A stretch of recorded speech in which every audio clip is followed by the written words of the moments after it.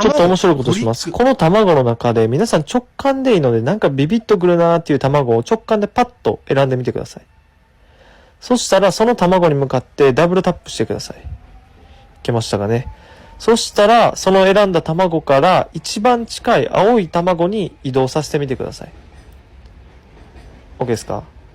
そしたらその青い卵からさらに一番近い緑の卵に移動させてみてください。そしたら最後です。その緑の卵から一番近い赤の卵に移動してください。OK ですかね。そしたらその赤い卵をじーっと見つめてください。OK ですか？